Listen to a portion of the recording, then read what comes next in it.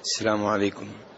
الحديث 31 من أحاديث 40 النووية. إن الحمد لله نحمده ونستعينه ونستغفره ونعوذ بالله من شرور أنفسنا ومن سيئات أعمالنا، من يهده الله فلا مضل له ومن يضلل فلا هادي له. أشهد أن لا إله إلا الله وحده لا شريك له وأشهد أن محمدا عبده ورسوله. أما بعد فإن خير الحديث كتاب الله وخير الهدي هدي محمد صلى الله عليه وسلم وشر الأمور محدثاتها وكل محدثة بدعة وكل بدعة ضلالة وكل ضلالة في النار. میرے بھائیو، آج کے درس میں امام نووی رحمہ اللہ کی مشہور و معروف کتاب الاربعین، اس کی حدیث نمبر 31، اس کے اوپر آج کے درس میں گفتگو کرنا چاہوں گا. امام نووی رحمہ اللہ نے الاربعین کے نام پہ کتاب لکھی ہے، جس میں انہوں نے 40 کے قریب ایسی احادیث یکجا کر دی ہیں جن کے بارے میں وہ خیال کرتے ہیں کہ یہ احادیث دیگر احادیث کے مقابلے میں زیادہ اہمیت رکھتی ہیں. تو آج کی حدیث انہی 40 احادیث میں سے ایک ہے، اور بنیادی طور پہ اسے روایت کیا ہے امام ابن ماجہ رحمہ اللہ نے. نبی علیہ الصلوۃ والسلام سے روایت کرنے والے صحابی کا نام ہے سہل بن سعد الساعدی رضی اللہ تعالی عنہ. کہتے ہیں کہ نبی علیہ الصلوۃ والسلام کے پاس ایک آدمی آیا اور اس نے کہا، دلنی علی عمل اذا عملته احبنی اللہ واحبنی الناس، کہ اے نبی علیہ الصلوۃ والسلام مجھے کوئی ایسا عمل بتا دیں جو عمل جب میں بجا لاؤں تو اس عمل کی وجہ سے اللہ بھی مجھ سے محبت کرے اور لوگ بھی مجھ سے محبت کریں. اللہ بھی محبت کرے اور لوگ بھی محبت کریں. تو نبی علیہ الصلوۃ والسلام نے کہا، ازہد فی الدنیا احبک اللہ وازہد فی ما ایدی الناس احبک الناس، کہ دنیا میں دنیا سے اعراض کرو، دنیا سے بے رغبتی اختیار کرو تو اللہ تم سے محبت کرے گا، اور جو مال جو دنیا کی چیزیں لوگوں کے پاس ہیں ان سے اعراض کر لو، لوگ تم سے محبت کریں گے. نبی علیہ الصلوۃ والسلام کی حدیث بڑی عظیم حدیث ہے. اس حدیث کے اوپر اگر آپ نگاہ ڈالیں تو سب سے پہلے صحابہ کرام کے اوپر رشک آتا ہے کہ کتنے عظیم عظیم سوال کرتے ہیں، اور ان کے سوالوں کا تعلق اللہ سے ہوتا ہے، دین سے ہوتا ہے، آخرت سے ہوتا ہے. اور دوسرے نمبر پہ کہ نبی علیہ الصلوۃ والسلام کتنے تحمل سے صحابہ کرام کی رہنمائی کرتے ہیں، ان کے سوالوں کا جواب دیتے ہیں، ان کے سوالوں پہ آپ ناراضگی کا اظہار نہیں کرتے. اس سے آپ کے حسن اخلاق کا علم ہوتا ہے. میرے بھائیو، اس حدیث میں صحابی کہہ رہے ہیں کہ اے اللہ کے رسول علیہ السلام مجھے وہ عمل بتائیں جس عمل کی وجہ سے اللہ مجھ سے محبت کرے، اللہ مجھ سے محبت کرے. یہاں سے یہ معلوم ہوا کہ اللہ کی صفات میں سے ایک صفت یہ ہے کہ اللہ اچھے لوگوں سے محبت کرتا ہے، اور اس کا ذکر قرآن پاک میں بھی آیا ہے، ان اللہ یحب المتقین، اللہ محبت کرتا ہے ان سے جو پرہیزگار ہیں، جو تقوی اختیار کرتے ہیں. اس سے پتہ چلا کہ ہم سب کو متقی بننا چاہیے تاکہ اللہ ہم سے محبت کرے. کہیں پہ ارشاد ہوتا ہے کہ ان اللہ یحب الذین یقاتلون فی سبیلہ صفا کأنہم بنیان مرصوص، کہ اللہ ان سے محبت کرتا ہے جو اس کی راہ میں لڑتے ہیں۔ تو اس سے پتا چلا کہ یہ بھی ایک ایسی خوبی ہے جس سے اللہ کی محبت ملتی ہے۔ اور آج کی حدیث میں کیا کہا جا رہا ہے؟ ازہد فی الدنیا احبک اللہ، ازہد فی الدنیا یحبک اللہ، کہ دنیا سے آپ اعراض کر لیں تو اللہ آپ سے محبت کرے گا۔ میرے بھائیوں، اپنے خالق کو جاننا، اپنے خالق کو پہچاننا بہت بڑا مقصد ہے۔ آج افسوس سے کہنا پڑتا ہے کہ اگر اللہ کی ذات کے بارے میں گفتگو کی جائے، اللہ کی صفتوں کے بارے میں گفتگو کی جائے تو کئی لوگ ناراض ہونا شروع ہو جاتے ہیں۔ اچھے بھلے علماء، ممبر و محراب پہ بیٹھنے والے، وہ کہتے ہیں کہ اللہ کی صفات کے بارے میں گفتگو نہ کرو، پبلک میں ایسی گفتگو نہیں کرنی چاہیے۔ جبکہ نبی علیہ الصلوۃ والسلام کے زمانے میں پبلک میں اللہ کی ذات کے بارے میں گفتگو ہوتی تھی۔ میرے بھائیو، اللہ کے بارے میں گفتگو نہیں کریں گے تو کس کے بارے میں کریں گے؟ کیا ہم نہیں چاہتے کہ پبلک کو معلوم ہو کہ ہمارے رب کی صفات کیا ہے؟ اللہ کی ایک صفت آج کی حدیث میں بتائی گئی کہ اللہ محبت کرتا ہے۔ کہیں پہ بتایا جاتا ہے کہ اللہ ہماری آوازیں سنتا ہے، یہ اللہ کی صفت ہے۔ اللہ ہمیں دیکھ رہا ہے، دیکھنا اللہ کی صفت ہے۔ اللہ قدرت رکھتا ہے، یہ اللہ کی صفت ہے۔ اللہ رات کے آخری تہائی حصے میں آسمان دنیا پہ نازل ہوتا ہے، یہ اللہ کی صفت ہے۔ اللہ عرش پہ مستوی ہے، یہ اللہ کی صفت ہے۔ اللہ کئی باتوں پہ ناراض ہو جاتا ہے، یہ اللہ کی صفت ہے۔ تو اللہ کی صفات کا علم ہونا چاہیے۔ اور آج کی حدیث میں اللہ کی صفت بتائی جا رہی ہے لوگوں سے محبت کرنا۔ کئی علماء کرام یہ کہتے ہیں نہیں، یہ نہیں کہنا چاہیے کہ اللہ محبت کرتا ہے۔ کیوں جی؟ کہتے ہیں اس لیے کہ محبت تو ہم بھی کرتے ہیں، تو اللہ بھی محبت کرتا ہے، تو اس سے یہ معلوم ہوگا کہ اللہ اور اللہ کی مخلوق ایک جیسے ہو گئے۔ نعوذ باللہ من ذالک۔ میرے بھائی، وہ تو ہم بھی سنتے ہیں، اللہ بھی سنتا ہے، ہم بھی دیکھتے ہیں، اللہ بھی دیکھتا ہے، لیکن ہمارے دیکھنے میں اللہ کے دیکھنے میں بہت بڑا فرق ہے، کوئی مقابلہ ہی نہیں ہے۔ ہماری دیکھنے کی طاقت محدود ہے، دیوار کے اس پار کیا ہے ہمیں معلوم نہیں ہے، رات کے اندھیرے میں دیکھ نہیں پاتے۔ اگر ہمارے اوپر چادر دے دی جائے تو ہمیں نظر نہیں آتا چادر کے ادھر کیا ہے۔ اور دیکھنے کی یہ محدود سی صلاحیت بھی ایک وقت تک کے لیے ہے، پھر وقت آتا ہے بڑھاپے میں بینائی چھین لی جاتی ہے، اور پھر موت کا فرشتہ جب روح قبض کر لیتا ہے، دنیا کی کوئی چیز ہم دیکھ نہیں پاتے۔ اور اللہ کے دیکھنے میں کوئی کمی نہیں ہے، کوئی عیب نہیں ہے، کوئی نقص نہیں ہے۔ تو دیکھتا اللہ بھی ہے، دیکھتے انسان بھی ہیں، لیکن آپس میں کوئی مقابلہ نہیں ہے۔ تو محبت اللہ بھی کرتا ہے، بندے بھی کرتے ہیں۔ اللہ کی محبت میں کوئی عیب نہیں ہے، کوئی کمزوری نہیں ہے۔ ہماری محبت جو ہے اس میں عیب ہی عیب ہے۔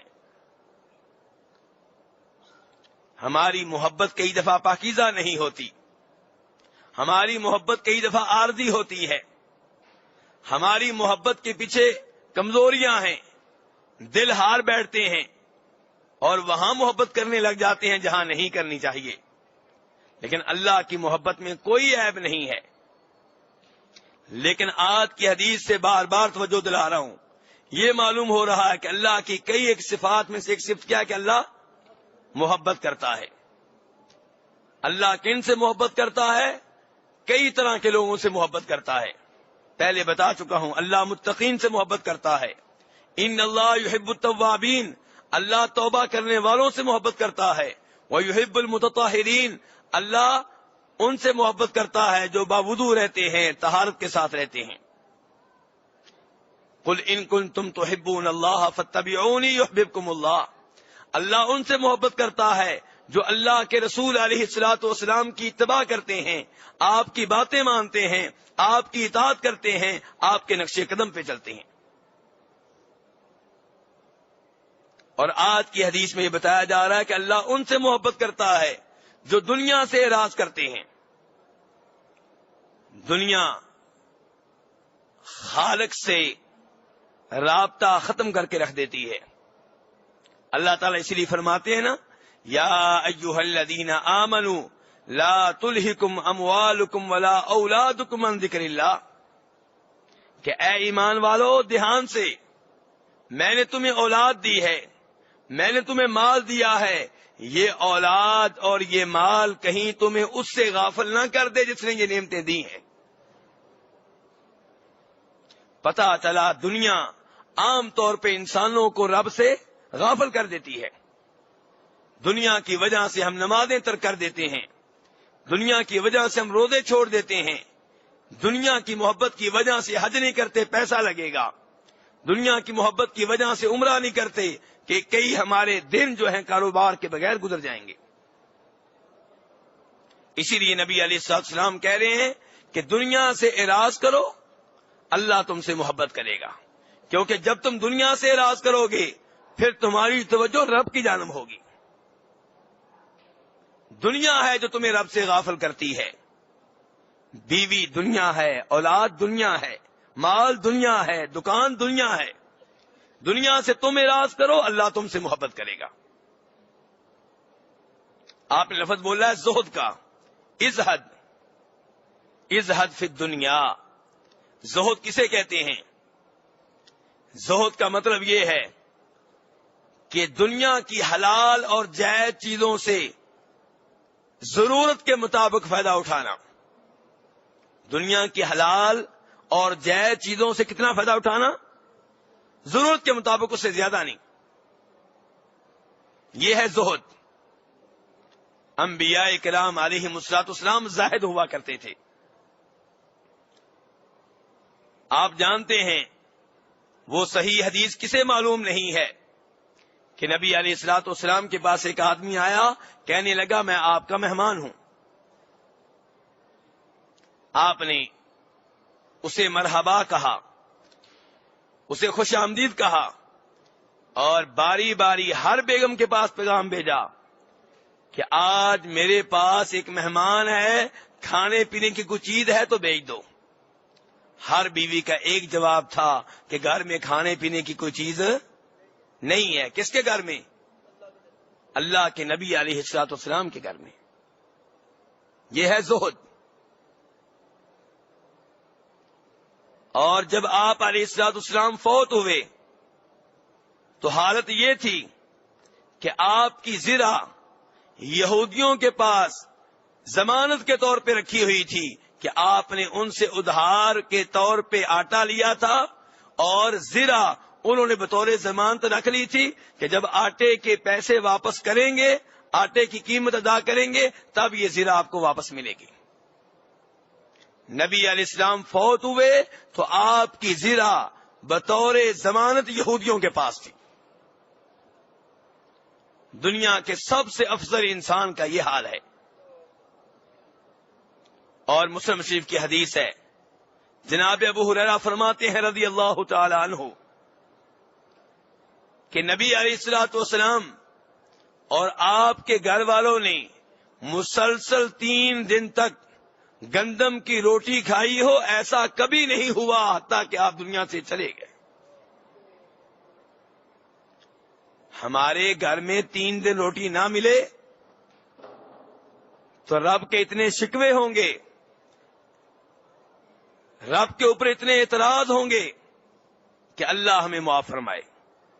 اور یہاں پہ صورتحال یہ ہے کہ نبی علیہ السلام دنیا کے تمام انسانوں میں سب سے افضل، سب سے اعلیٰ، سب سے مقدس، سب سے محترم. اور جناب ابو ہریرہ کہتے ہیں اس ذات کی قسم جس کے ہاتھ میں ابو ہریرہ کی جان ہے کہ نبی علیہ السلام اور آپ کے گھر والوں نے مسلسل 3 دن تک گندم کی روٹی کھائی ہو، ایسا کبھی نہیں ہوا حتیٰ فارق الدنیا، حتیٰ کہ اس دنیا سے چلے گئے، دنیا سے الگ ہو گئے.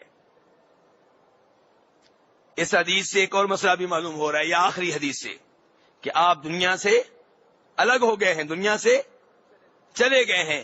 پتہ چلا کہ قبر کی آپ کی زندگی دنیا والی زندگی نہیں ہے. کئی ایک علماء کرام اپنے عقائد میں لکھتے ہیں کہ آپ قبر میں زندہ ہیں اور زندگی دنیا والی ہے. غلط ہے.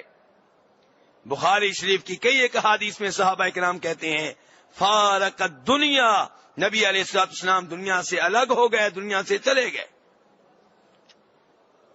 قبر کی جو زندگی ہے وہ آخرت کے مرحلوں میں سے پہلا مرحلہ ہوا کرتا ہے، دنیا کی زندگی نہیں ہوا کرتی.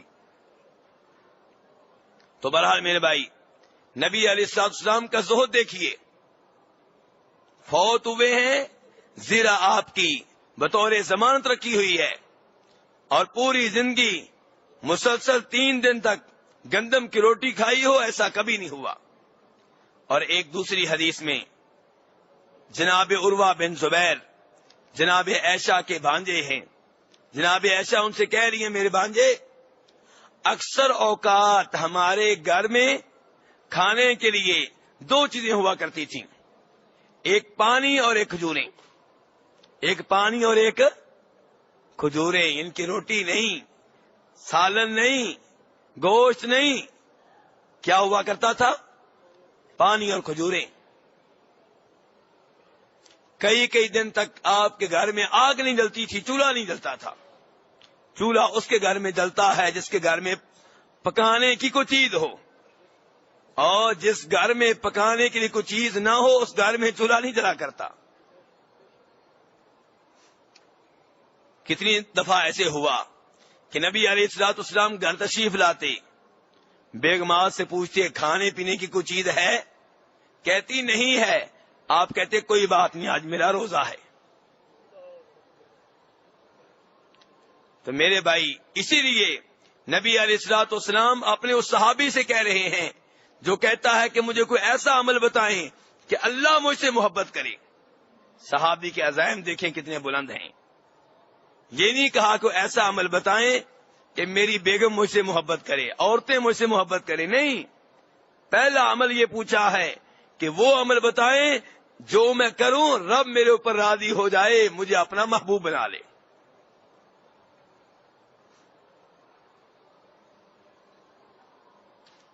ازہد فی الدنیا یحبک اللہ. اور نبی علیہ الصلوۃ والسلام نے وہ عمل بتا دیا کہ دنیا سے اعراض کرو.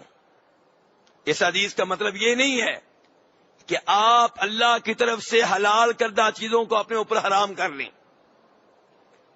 اس کا مطلب یہ ہے کہ دنیا سے اتنا فائدہ اٹھائیں جتنا ضروری ہو. ایک دکان کے بعد دوسری، دوسری کے بعد تیسری، تیسری کے بعد چوتھی، چوتھی کے بعد پانچویں. منع نہیں ہے، حرام نہیں ہے، لیکن یہ زہد نہیں ہے. جائز ہے، کاروبار منع نہیں ہے. آپ اپنی دکانوں کا پورے شہر میں نیٹ ورک پھیلا دیں، جال پھیلا دیں، کوئی مسئلہ نہیں ہے اگر حلال کاروبار ہے.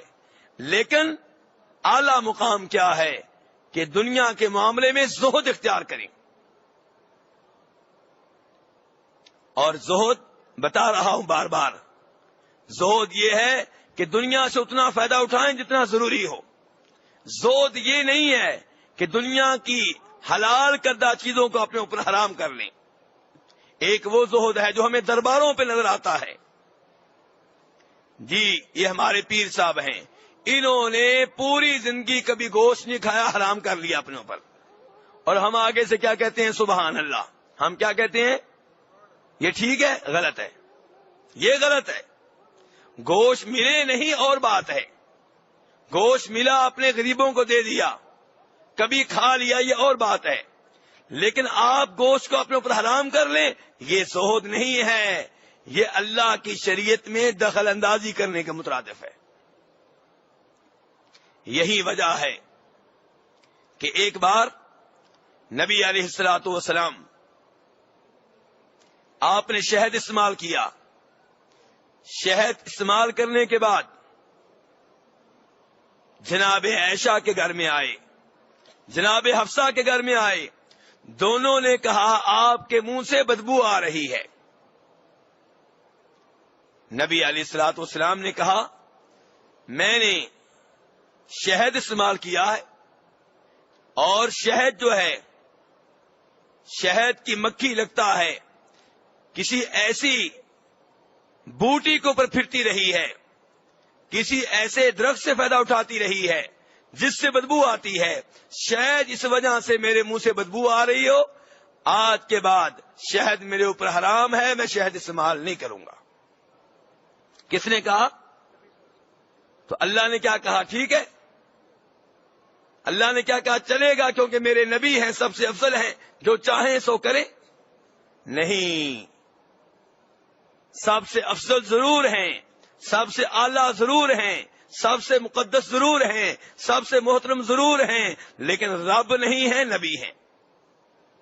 اللہ نے کہا یا ایھا النبی لما تحرم ما احل اللہ لک تبتغی مرضات ازواجک، کہ ہم نے شہد حلال قرار دیا، آپ کہتے ہیں میرے اوپر حرام ہے، کیوں؟ کس لیے؟ کیا آپ اپنی بیویوں کو خوش کرنا چاہتے ہیں؟ کون کہہ رہا ہے؟ کس کو؟ نبی علیہ الصلوۃ والسلام کو۔ اللہ نے بتا دیا مجھے اور آپ کو کہ نبی علیہ الصلوۃ والسلام سب سے افضل ہونے کے باوجود مختار کل نہیں ہیں، جو چاہیں کریں ایسا نہیں ہے، آپ بھی شریعت کے پابند ہیں، اللہ تبارک و تعالیٰ کے آرڈرز آپ کے اوپر بھی چلتے ہیں۔ تو بتانا یہ چاہ رہا ہوں زہد کیا ہے، کہ دنیا کی حلال چیزیں، دنیا کی جائز چیزیں، ان سے آپ اپنی ضرورت کے مطابق فائدہ اٹھائیں، ان کے ڈھیر نہ لگائیں۔ اگر ڈھیر لگاتے ہیں، جمع کرتے ہیں، منع وہ بھی نہیں ہے، لیکن زہد نہیں ہے۔ اور جو چاہتا ہے کہ رب اس سے محبت کرے، نبی علیہ الصلوۃ والسلام فرماتے ہیں وہ دنیا سے اعراض کرے۔ دنیا کیا ہے میرے بھائیوں؟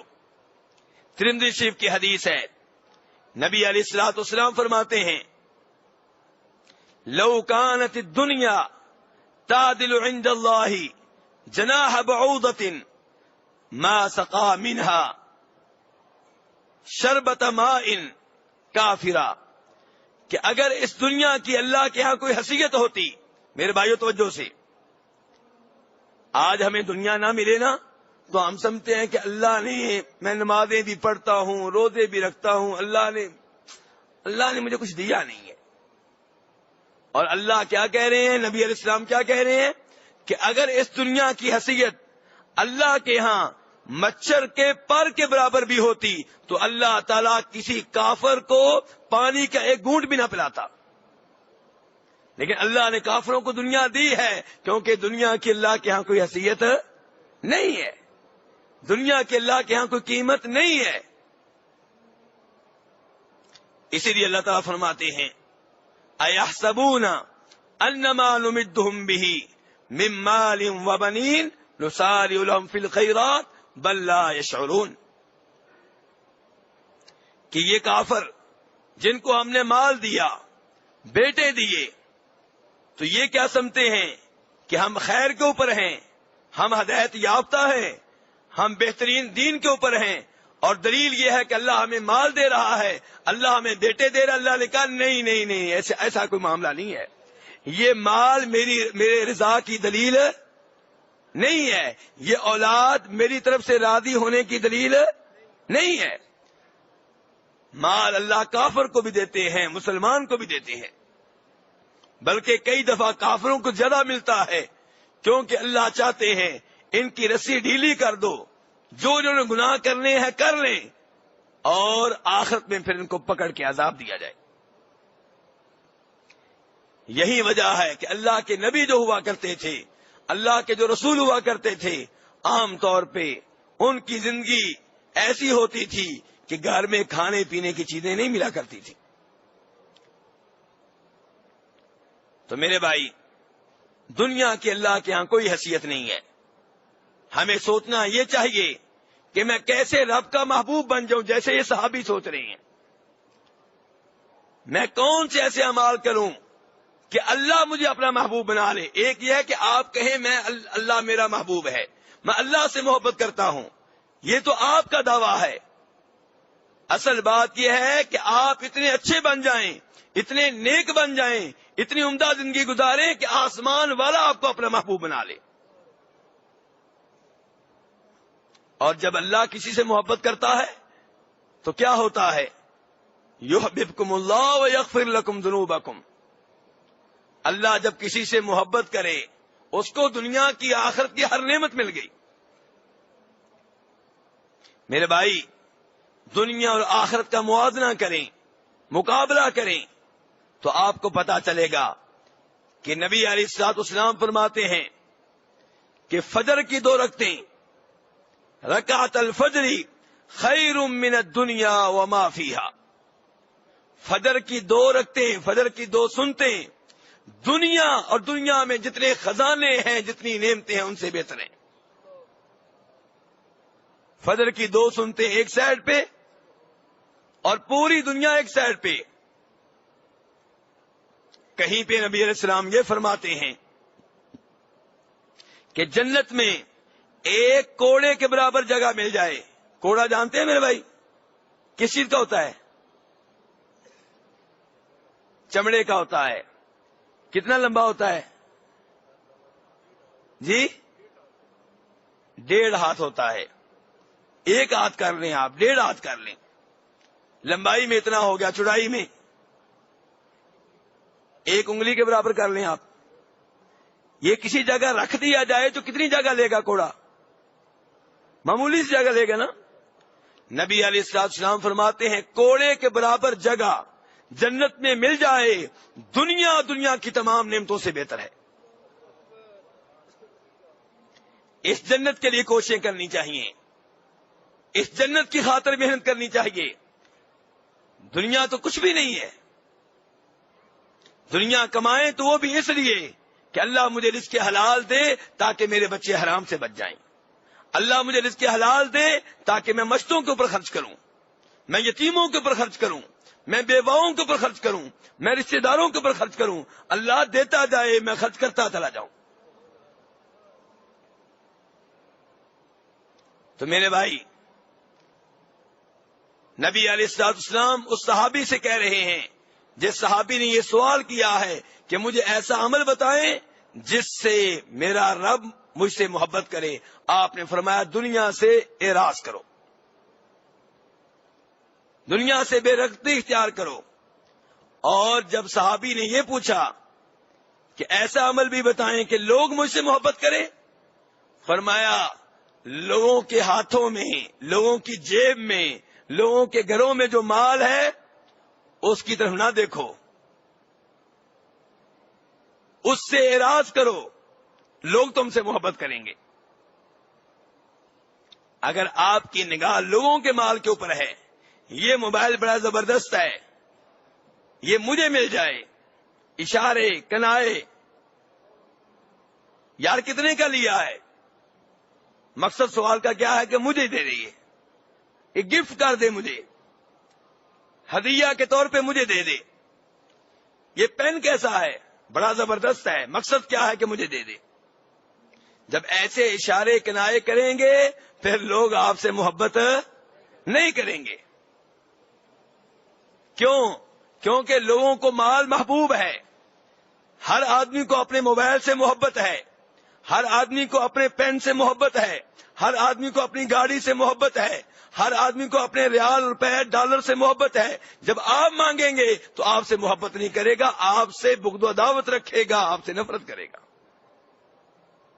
اسی لیے شریعت میں لوگوں سے مانگنے کی اجازت نہیں ہے سوائے اس کے کہ انسان انتہائی مجبور ہو.